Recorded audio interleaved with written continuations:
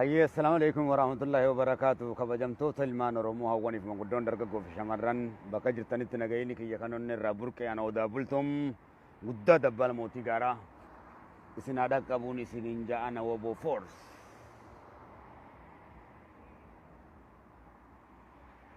Waan natti dhagayamu hunda isiniif hin qara'uu dhufa. Bifaan barbaaduun bifa naa galuun. Akkam barbaade free speech ta'ee dubbachuudhaaf dimokiraasawaadha waan ta'eef siifiin gaqqaraa feetu ni qabatta feetutti dhiifta.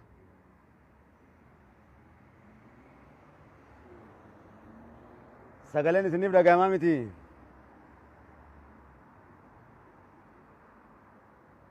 Kiliirii miti isiniif dhagahamaa miti.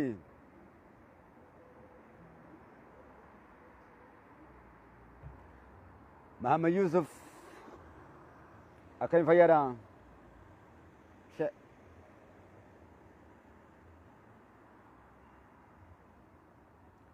Isiniif dhagahamaa miti. Keeyyanni kiyyagaa kanarraa wanni isin jedhu Oromoon dhaabbata wal gargaarsaa maaf dhabeedha. Dhaabbata wal gargaarsaa Foozii welcome. Dhaabbata wal gargaarsaa maaliif dhabeedha? Hanga gaaliifiin kun isinii banamu as isin jidduudha miidiyaa kanarraa baduun taanu. Yoo miidiyaa kanarraa kan bannu taane wal jalaa baddamu waan ta'eef dirqama qabsooti. Dirqama qabsooti. Nama keenya beektaa uuma xiqqoo takka hamilee cabsa. Yoo hidhan hamilee cabee qabsoo dhiise. Yoo xiqqishuma qabala ka'ee fiige baaragee murannoo fi kutannoo fi ejjennoo hin qabu.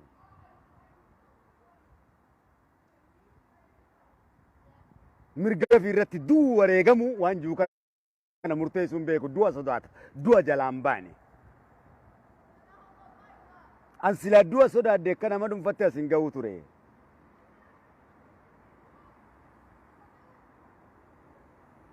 Akka gartee dhayii isaatiin malee dhagaan namni darbatu naman dhooyne narratti siif gala akka namni du'ee ka'u. Ana gaafa mana hidhaa Suudaan jiru san maali qaamni kiyya lafeen ayyaafne maali lafeen ayyaafne amma nama jiru fakkaata amma Khadiir kana ni fakkaata namni sun. Kanaaf callifteetuma baara guudhiis yoo namni tokko hidhame nama sanii wajjin qabsoo godhi malee nama san jala abdii kutattee nafin. Johaar hidhamee miti, Shamshuddiin hidhamee miti, Baqqalaan hidhamee miti. Wanni abdii si kutachiisu maali akkatti qabsoo jabaattuuf hidhame. Isuma kanaa bar yoo namni tokko isaanii jecha hidhame isaan abdii kutatan yoo duuba deebi'an yoo ammaas namni tokko bee wooma santu isaan quubse jechuudha. Akkas jechuudha miti. Waan Johaar gaggeessaa jiru san gaggeessaa jirra. Waan Johaar gaggeessaa jiru san gaggeessaa jirra. Ta isaan addaa gaggeessaa jirru qabsoon laman jiru. Qabsoon inni itti jirus qabsoon nuti godhaa jirrus isuma kanadha. Qabsoon qabsoo Oromooti. Obboleessi tokko qabamu obboleessi tokkotu itti fufa. Obboleessi tokko wareegamu obboleessi tokkotu itti fufa. Yoo namni tokko du'e Haacaaluu yoo du'e isuma jala du'an. Haacaaluun qabsoof jecha wareegame. Qabsoof jecha kaanee waan itti wareegameef san galmaan ga'uudha dubbiin. Haacaaluu jala wareegamne yookaan sodaanne yookaan duunee hafuun nurra hin jiraatu. Yookaan kan hidhame faana hidhamnee hafuun nurra hin jiraatu. Osoo kanaaf egaa waraabessi bakka takka nyaatetti sagal deddeebi'a. Irra baay'een keenya booyuudha beeyna waggaa taatoon tokko ta'e. Taatoon tokko yeroo ta'e ni booya yeroo kaan immoo hin qophaa'u. Tuffiidhaaf ijoollee fuula kan kee dura viidiyoo waraabaa dhaawanii maali? Kun siifaaraa maali? Umrii kee guutuu harkaa guddattee maali? Oromoo wareegamuun siifaaraa maali? Otuu gartee kanaa soynu ta'e gaafa gartee Haacaaluun badee fi Qayroon 10,000 fi 50 wareegamni sun eessa akka dhaqe gaafa dhiifne dubbiin badde. Gaafa sanirraa calliftee dubbiin badde. Sanuun gaafanne waa'ee nama tokko dubbatta. Maali uummanni kanaa? Bakka walumaa galatti uummanni kana addunyaa kana gubbaan jiru. Isin siirii isin jira waan ta'eef sirriitti barakiinaan isin dhiquu barbaachisa. Isin uummata fayyaa hin qabne. Afaanumaan Oromoo faranjiin xayyaara barsiise kunu faranjii hin jenne kan waamee qadalage. Harka qullaa dhaabbattee immoo Oromoo jechaa oolta guyyaa guutuu. Oromummaa sana akkan qabsiiftu jaarmee hin qabdu.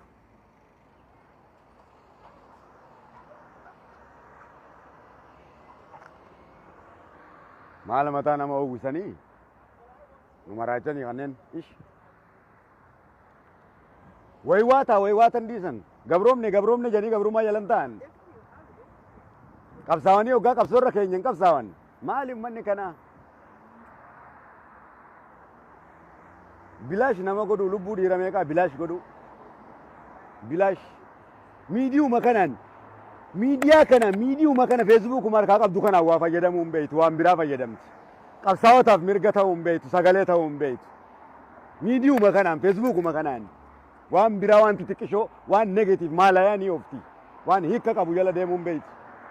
Sirbuun beektu quraana hin beektu yoo diin jette diin irraa harka qulla jirta waan akka waan diin hin beektu. Yoo matsaaf guddisii jenne matsaaf guddisii hin beektu harka duwwa jirta. Yoo seenaa jette seenaa tokko yoon si gaafadde hin beektu.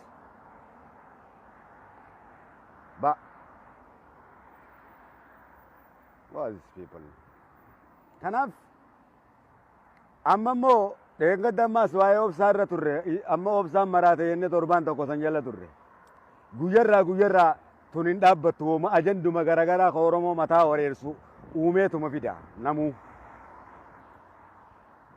Har'a immoo haleessa immoo achirraa dhawanjan kun hin dhaabbatu obboleessa kiyya rabbi kadhadhaa takka gattattaa ati rabbi kadhadhaa.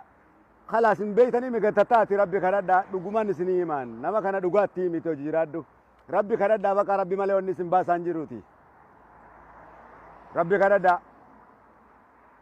Rabbi kadhadhaa osuma akka gartee maajuusaa asirraa gartee osuma nu wajji wanta jettanii osoo maajuusaa akka maajuusaa osoo olii fiidanii hayyootan keessan biyyee nyaattee jirti. Isinitti himeeti samii bahaa yoo barbaaddan. Samii bahaa deemaati. Eenyu lubbuudhaan taphattanii mi? Bara meeqa isinumatti iyyinaa isinitti iyyaati wayii harree na bitattan qabdanii mi? Isinitti iyyuu qofaa hojiidhaan isiniin garsiisa. Waa meeqaan isiniin garsiisa. Hai ummanni kun isin maali ummanni kana addunyaa kana gubbaan jiru? Sirriidhaa miti obboleeyyan kiyya isin. Ummata sirriidhaa fayyaan qabdan isin. Sammuun keessan sirriidhaa miti. Ummata sirriidhaa miti maajuusa. Dhukkuba guddaa qabdan. Shee. Maali ummanni kana? Nama oggu akka himtaa fi baraboo. Biyya tana dheengadda killee tokko keessatti vaayirasa arganii oggu takkatti miidiyaatti himanii killee biiliyoonni meeqa bahaara ganna qame. Sakandii tokkotti hanqaaquu biiliyoona meeqa. Miidiyaa hordofuun beeku. Istaayilan qabu. Haasa'uun beeku. Bara meeqatti wallifame. Walleen Usmaayyoo gadi walleen Umar Suleyman isinitti walliseefi walleen Usmaayyoo isinitti walliseefi Nuhoo Goobanaa isinitti wallisee achi bara walleen bilaan jiru bara. Hin hafne bara yoo wallee taate yoo walaloo taate isinitti nafne yoo aktiivistiin taate isinitti nafne yoo wareegama taate isinitti nafne wareegama Haacaaluu Boodani gaasila wareegama. Dilli kun ka bosona jiru kun wareegamaaf taa'e bakka waraanni isaanii jiru bakka biraa Jawaar siin jetti hin beeytu wooma Jawaar kana. Maaluma hiikuma mataa fiituu hin beeku namni dura hiikaa mataa keessanii baraachi. Amma immoo wal gargaarsa wantaatiyya wal gargaarsa Booranaa. Obboleeyyan kiyya ummata biiliyoona meeqa Oromoon guutuun rakkataadha saamunni meeqa. Namni kun hundi rakkataadha. Ummata kana roobaatu hin jirre.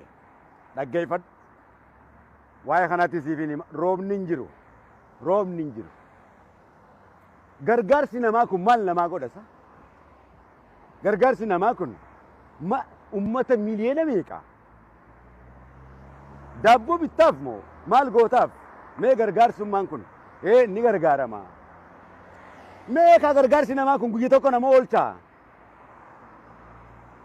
Sa dubbadhu ka waan hin dandeenye takka namuu online business gargaarsuma sabumatti maallaqa Oromoo kanaan coru kunis gabrummaadha beekadhu. Dadhabsiisu Oromoo kana waan hundaan biizii godhu. Obboleeyyan kiyya Oromoon abbootiin teessan rabbi kadhattii gatteessanii muka jala rabbi maan kadhanne isinii kun. Amma isin rabbii kana waan feetan taatanii rabbii kanatti maa harka hin kennine. Waa takka waliin gootanii rabbitti maa harka hin kennine. Abadan gaanga rabbitti harka hin kenninitti waa takka wal gargaartanii waa takka rooba roobsisuu hin dandeessan, waa takka biqilchuu hin dandeessan, waa takkeefis gargaaruu hin dandeessan. Gaafa Yaman irratti gubattan sani silaa gatteessanii rabbi kadhattan rabbitti balleessine wallaahi rabbi hanga kadhattanitti hin baatan. Kana qabadhu. Kana qabadhu awwalli isaa nusiif hima abadan. Gargaarsi kan kee maal godha maali? Anaa hun gargaaru gargaarsi ati gootu obboleeyyan kiyyaa. Obboleessa kiyyaa. Namuu biizinasuma Oromoo matana gosuma hundatti kaleessa abbootii teenya saalaa galmoofaatu waldee wal gargaarsaa ooraa dhaabe. Waldee wal gargaarsaa tokkoon qabu. Maallaqa kana eenyutti ergina? Eenyutti ergama maallaqni kun? Durriyyee hundatu wanta banatee abaluu gargaarra Oromoo jaa. Uummanni Oromoo kun qabsoo ni gargaara. Kana dura miidiyaa akkasii gargaaraa ture. Uummanni kun wareere maallaqni inni qabsootti baasee Oromiyaa 100 jaara. Uummata kana wareersitanii. Ibsaayee ibsituu. Wareersitanii uummata kana. Wareersitan gargaarsuma miidiyaa kana wareersitan qabsoo Oromoo walaalchiftan. Nuti immoo jaallawwan qabsaa'ota gurguddaa meeqa mana hidhaa keessatti dhiifnee tattaa'utu jirra. Kan qabrii keessatti dhiifnee tattaa'utu jirra. Maqaa qabsaa'otaatiin ni daldalan maallaqa guuran waldee wal gargaarsaa hangan kaayinitti waldee wal gargaarsaa guddaan kaleessa ooraa jedhanii saalaa galmoofaa abbootii teenya dhaabe Ali Birraafaa dhaabe. Akka kaleessa abbootiin teenya kubbaa miilaa Minisootaa kana saalaa galmoofaa dhaabe abbootii teenya dhaabe. Akkasitti dhaabaadhaati oggus wal gargaara. Malee maallaqa tokkollee kan kennine eenyumattu waldeen wal gargaarsaa sun hoggaa dhaabbatu waldeen wal gargaarsaa Oromoodhaa dhaabbachuudha qaba. Dubbii heeraa fi seeraa addunyaan kun akkitti deemtu isa kana akka addunyaatiin alan deemnu. Dhugaan jirtu ishii tana ilmaan Oromoo. Abbaan barbaadee fudhatu abbaan barbaadee jibbu. Dhugaan jiru garuu isa kana. Waan hin taane hin dalaginaa waan dubbii ijoollee hin dalaginaa waan heegeree qabu akka kaleessa abbootiin teenya itti laphaatetti waldee wal gargaarsaa Oromoo waliigalaa haa gadi dhaabanii. Waldeen wal gargaarsaa kun namuu yeroo Oromoo rakkate qofa osoo hin ta'in nu hundinuu ji'arraa waggatti ji'arraa ji'atti qarshii 2 qofatti darbina akkaawuntii keenyarraa bakka jirru. Akkanumatti kan maallaqni seeviingii ta'ee taa'u. Yeroo wanni tokko rakkate kaanee goona. Waldee wal gargaarsaa koree qaba yoo maallaqni sun waa ta'e gaafa kan maallaqa wal gargaarsaa argee jaamee saantima tokko uummata sanii kenname uummanni sun dirree irratti dhangala'e. Maal waan biraa haasoftaa? Oromoo tana cortanii Oromoo kana tiroorriftanii nyaattanii uummata kana yaarirma. Ilmaan haadha raa'u. Maallaqni lafaa dhufa isiniif fakkaate. Uummanni kun dafqee waa meeqaan fidaati maallaqa maatii meeqa jala gargaara maatii meeqa gonta godha kanumaafillee hin naatanii zaka isin kan jira isin fakkaate sabni kun. Kanuma abbaan fedhe akkaawuntii irratti banateetuma gartee wal gargaarsee baluu jaa bakka inni dhaqu hin beekne. Hai. Waldee wal gargaarsaa namni dirjitii tokko gadhaabeeti waan uummanni beeku tokko gadhaabeeti uummata kanarraa maallaqa fuudha akkasitti ni kennina. Bakka dhaqee beeyne maallaqa keenya. Soogidda galatan qabne uummata kanaan fariirsanii. Hai. Waldee tokko yookaan arsii gargaarra jenne bakka takka san fuunee deemnee gargaarra. Harargee gargaarra yoo jenne fuunee jirraa gargaarra. Waldeen kun jiraachuu qaba. Hai. Uummatuma abbaan qabne nu gootanii saboo. Hai. Wanni daa'e wanti inni islamumaa kaati tuun islamumaa kaati akkaawuntii banannee etteetuma sirra baafti. Akkana addunyaa tana gubbaa wanni kanaan jira. Waalaikum salam Fawziyyee akkamii fayyaa Fawziyyee salaamu alaikum. Nagaa waldee tokkoon dhaabbadhaa jeetti himaa jira sa. Bishaanuma irratti gadi naqaa dhagaan gadi seenu gadumaan naqaate yaa Fawzii barame kanuma argita yaa Fawzii. Yaa Fawzii agarada. Hiji kunoo kana dirree irra teessifte na eeyyisiifti. Mee rabbi sitti agarsiisu seenaadhaan nu malaali. Hai. Biyya Ingiliz guddoo tana keessatti gaanu malaali. Jannata kana keessa hin achi yaa Fawzii garada. Mee rabbi sitti agarsiisu yaa shanyi. Hiikaboo.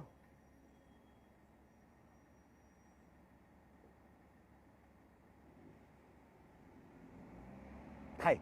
Gaafa kan waldee wal gargaarsa walloo nuun jaan waldee wal gargaarsa walloo kana bakka geessanii agarre. Sababbiin kanaa maali? Sababbiin kanaa waldee dhaabbata tokko kan biiroo tokko qabu biyya alaa kana keessatti uumuu dhabuudha. Biraanchii Suudii keessatti yoo ijoolleen rakkate waa godhuu hin dandeenyu biraanchiin qabu. Bakkuma takkattu silaa bar waldee san qabaanne waldee Oromoo kana kan birrii tokko keessa keenya namuu nu mocoroo maallaqa galawu. galau ummata kana rirmatti ta'anii obboleeyyan kiyya namaatu jaldeessa deebi'e. Duroo midhaan Oromoo jaldeessa nyaata amma immoo nama nyaata. Amma maallaqa nyaata jaldeessi. Jaldeessi namatti jijjiirame. Yoo gargaarsa ta'e eenyutu eenyu gargaaruu danda'a? Ummata miliyoona meeqa kan rooba rabbiin roobsin akkam goonee gargaaruu dandeenya sanyiiti? Meeta nama dubbaddaa.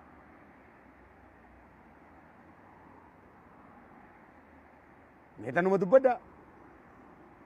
Ganda tokko nyaachisuu hin dandeessu. Nabiyyallaa Suleymanuu tanatti dadhabee firraa dhiise. Yoo daliila barbaadde. Nabiyyallaa Suleyman mootiin alamaatu ummatan afeere. Walii gallaa. Kanaaf waldayni dhaabbachuu qaba. Afaan keessanii waan akkanaa maan dubbanne maa sammuu waa halaqu hin qabaanne. Dargaggoon takka yoo waan kana uumtee ragaatti baafatte eeni tolchina.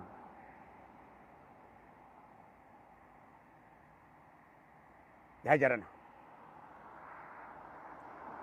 Hanga beekumsa achi these books akka addunyaan kun jiraattu ala jiraadhu siin hin jiru. Abadan. Ummata kiyya akka addunyaan jiraattu ala. Akka Ingiliis kun jiraatuun ala Oromoon akka jiraatuun ayyamu. Kun kaayyuma kiyyaa fi akeeka kiyya. Kalaas. Akka shari'aan jettuun ala ummanni kiyya akka jiraatuun barbaadu. Dhugaan isinii mashanyiiti. Mee maallaquma kana hara deemu kan beene gaafa kaa waldee gargaarsa walloo jabba akka inni kutune garre. Yaa Rabbi nu gargaari yoo kan jennee gatteenyu taate abbootiin teenya Rabbi kadhachaa baate Rabbi kadhattee rooba roobsifti Rabbi kadhattee rooba camsifti. Durriyyeen hundi asuma baateetuma akkaawuntii hoggaa jette hoggayyummaas namuu onlaayin biizines kana baree maallaqa olii qabateetuma dhabama. Ummata kana gosa meeqaan mataa wareersine hidhamee hidhaabaaf namoo yookaan ulamaa inni jirtiimi ulamaa itti kennaa gargaarsa. Gargaarsi keessan garuu waa takka ni godhettanii yaadinaa kun hundi Rabbi irraa baqachuudhaaf imaanni isin goguudha. Imaanni isin goguudha Rabbi jalaa baqatanii gar tokkoon baatanii gatteessaniiti sagaddanii Rabbi kadhattanii akkasii jechuu kiyya. Dannas hoggaa dannastu garuu hoggaa dubbiin jabaatte lallal hoggaa durriyya taanaa miti hoggaa waan feene taanes waan feene taanaa miti garuu hoggaa gartee dubbiin jabaatte Rabbi kadhata namni birraa gattaa'ee qabadhu kana qabadhu. Amma immoo Rabbi yoo kadhanne malee saabunni qarshii 50 maadiyyoon qarshii 50 namni jireenya wallaalee jiru obboleeyya kiyya isin waan biraatiif ootanii maalleelii isin biyya alaa tatteessitanii ergitaniif saantimni guyya tokko daabboo tokko guyya lama bituuf obboleeyyan kiyya mee isin keessaa kan maatii isaa keessaa namni 5 namni 4 obboleeyyan hin qabne ni jira kan biyya alaa kana ta'u obboleeyyan kiyya bara Rabbi nu baasi jedhanii Rabbi kadhatanii jechuu keenya hundi keenya gatteenye Rabbi kadhannee Rabbitti booyuu danda'u turre jiraata waan wal gooneef qabamnee jirra waan ta'eef yoo Rabbiin kadhatin abadan tana caalaadha dubbiin nutti dhufuu ta'es cimsee si hubachiiseetiin jira. Kanin siin jee kun Rabbi. Kanin siin jee kun Rabbi. Qabadhu. Tana Rabbii si baasa malee mootummaan si baasu. Tana Rabbiin nu baasa malee abbaan fedhe nu baasuu hin danda'u. Dubbiin hoggaa Rabbi bira geesses firraa beeki. Amantee akka nama amananii ta'uu dhiisi. Halaas. Tun dubbiin takkilla firraa itti muranii kismidaala itti muranii firraa Rabbi kadhatan. Beey magan obboleeyyan kiyya firraan agartan ijaan qabdanii ijaasii tanan qabdanii jetana malee tun waan gartuu bartanaa waa argaa firraan gartaniisa hogguta akka meelaal hogguta akka dhiiga dhangalaa muzii baadha tun obboleeyyan kiyya hogguta akka dhiiga dhangalaa guyyarraa nagaa harkattanii sammuun teessan hogguta akka yaman keessaa gubate jan hogguta akka mana hidhatti dhume jan hogguta akka maaltu du'e jan kun muzii baadha hogguta akka beelaa wanta ta'e jan guyyuma tokko mee boqonnaa Oromoo meesbuukuma kanaan argattanii beeytanii tummizi baadha obboleeyyan kiyya waan aktiivistii fi miidiyaa gubbaa isin baasuu miti tana gartee firraa jalaa gala tana jalaa gala Rabbi kadhaa gattataa tana jalaa gala gargaarsi keessanis waa takka hin godhu waa takka qawween teessanis naman dhohitu hanga Rabbi kadhatinitti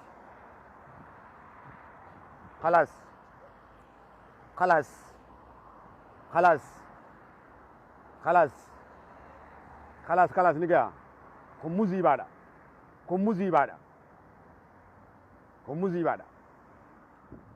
khalaas amma ni ga'e wanni tokko wanni wal gargaarsa eenyu gargaara obboleessa kiyya ganda tokko gargaartee bulchuu hin dandeessu gargaarsi namaa maal namaa godha rooba dubbii roobaati loontu dhumu jira loontu duraa dhumu jira uummata kana gattaa'ee Oromoon Rabbi kadhata gatteessee Rabbi kadhachuu baattanii badda baduufuu teessa atilleen addunyaan kun hundi garagalee qiyaamaan sirratti ta'a. Waan biraati of oota yaaboo. Bara rabbi nu baasii jaan malee bara wanni tokko nama baasu bara tooftaan fi nama baaftuu miti. Hoggaa rabbi nama qabees qabina rabbii beekuun dirqama. Qabinni rabbi wanni nutti dhufeef waa wal gooneef nutti dhufe. Cimseetiin si hubachiisa waa wal gooneef nutti dhufe. Zulmii nuti walirra daleeneef nutti dhufe.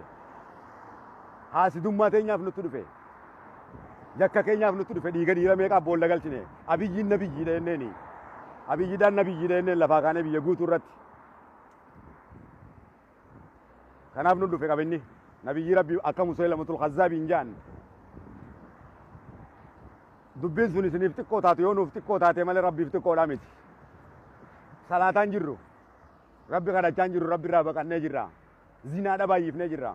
Kufrii wal hatu wal zallamu wal hayyanu. Kanaaf nutti dhufte. Dallansuun kanaaf nutti dhufe.